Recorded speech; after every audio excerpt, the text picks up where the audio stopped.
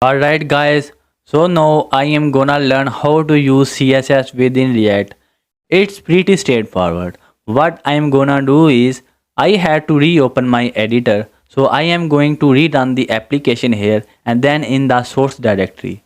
I am going to create a new folder called CSS, just gonna load up here, so just let that do it thing.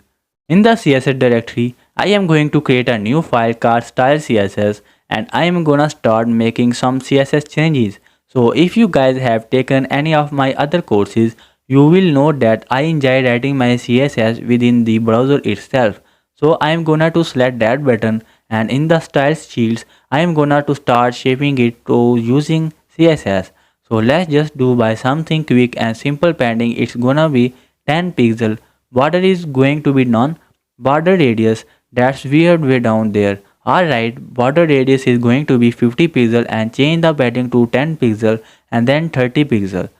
Letter spacing is gonna be 1 pixel. Text transfer uppercase. One more change, the color of this is a bit, and so that's our one rule. So I'm gonna copy that and then refresh the page so I can see that it's not applied. And then in my style file, I'm gonna to target body button and I am going to copy those there and then inside of my application file.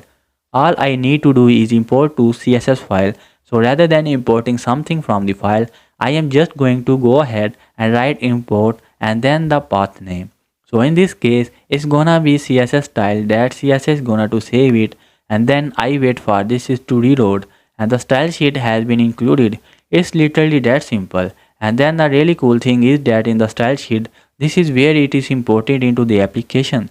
It's gonna to be recompiled automatically and it changes basically. So let's go ahead and add background color of red.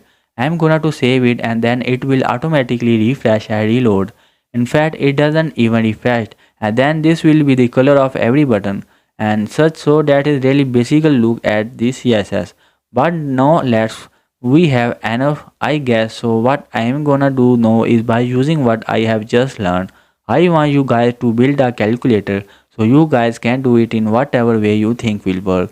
Just make sure it has a number button and then the operation like plus and minus button and make it look like a calculator. And when we move back in the next video, I will build mine or you guys could just build one along with me. And if you are feeling to be eager though, feel free to build the calculator and then compare it to what I build in my next video. I hope you really enjoy this video. If you like this video, then please don't forget to subscribe my YouTube channel Getsitement. I will see you guys in my next video.